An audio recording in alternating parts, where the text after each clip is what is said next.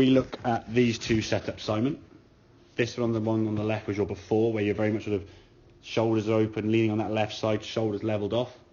This one on the right, there's that tilt. Now, it doesn't look as much as it probably feels to you, yeah? Correct. It feels to you like you're leaning back, and your head's going to fall off the side of your shoulders because you're leaning so far back there.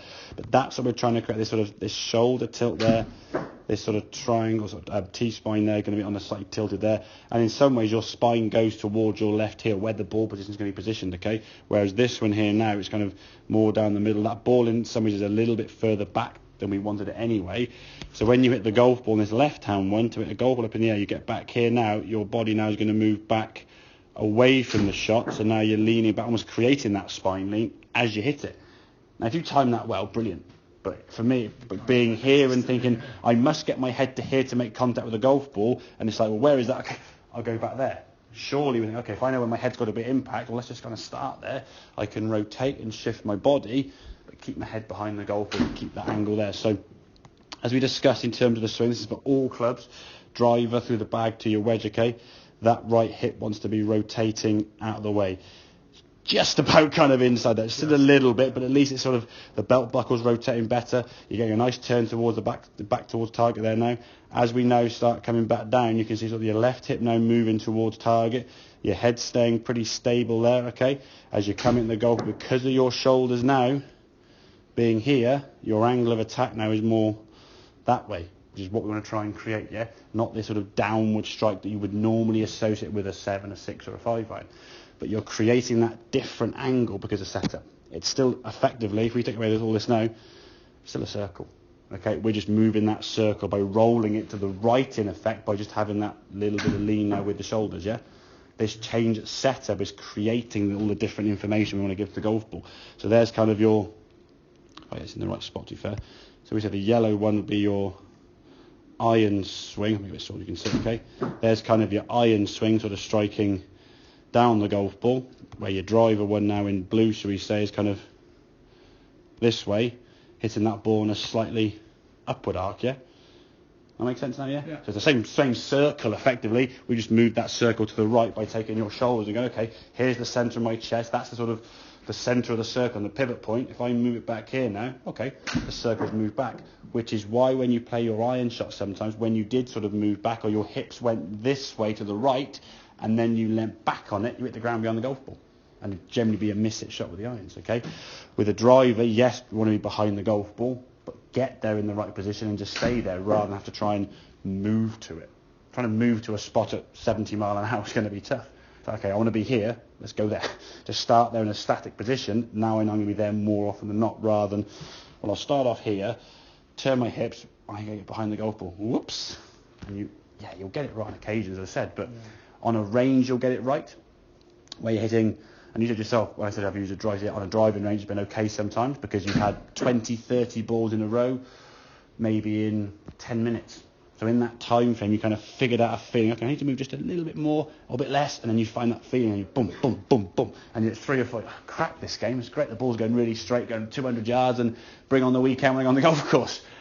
And then you're on the golf course, on that first thing, you go, what was that feeling again? I need to get behind the golf ball. Oh, too much, hit the ground around the ball, and you slice it way right or whatever. And then you have to go and find your ball, and you go, okay, if you're playing the golf course out here, the Button, for example, the first a par 4, you may hit a driver, second's a par 3. So if you're teeing off at 9 o'clock in the morning, the third tee where your next driver could be hit is going to be at 9:30, maybe 9:45. So what's the feeling on the first? I've forgotten. I've hit 3 or 4 chip shots, a couple of putts, a 5 iron, a 7 iron, a wedge or whatever. Back to the drive, okay, right, I duffed the last one. When it's to the right, okay, I'll aim further left. Oh, there's trouble down the left-hand side. Okay, I'll go back. Okay, the ball's got to be forward, and then I've got to move. Now you see how you start thinking too much? Because your previous shot half an hour ago is in the back of your mind, what did I do wrong there? Rather than, okay, here's my good setup, I'm behind the golf ball, my hip's going to turn, I'm back to the golf ball, I'm staying there. Now, yeah, granted, we're going to hit some golf shots that are going to be offline slightly. That's kind of where handicaps come into play, to give yourself some extra shots as sort of helpings, like a stabiliser on the bike. But at least if we know we've got a chance of kind of keeping it in the fairway 6-7 times out of 10, and you get a bit of confidence with that club, okay, I can start using my driver. It's going to go down the fairway more often than not just sit in the bag and go, right, you can stay there till you learn to behave kind of thing, yeah? So, but I think hopefully now with the setup, you've got the idea what we're trying to do.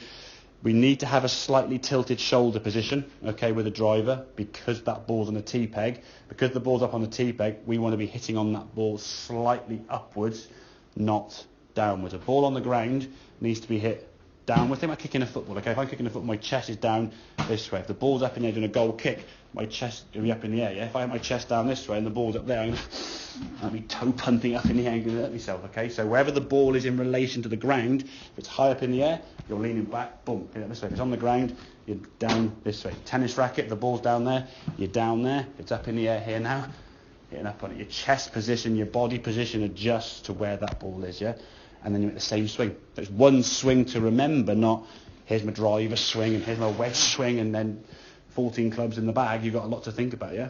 We can take away the different swing thoughts and say, okay, you have a slightly different adjustment setup with the driver. Okay, that's a static change. We can think about that a little bit.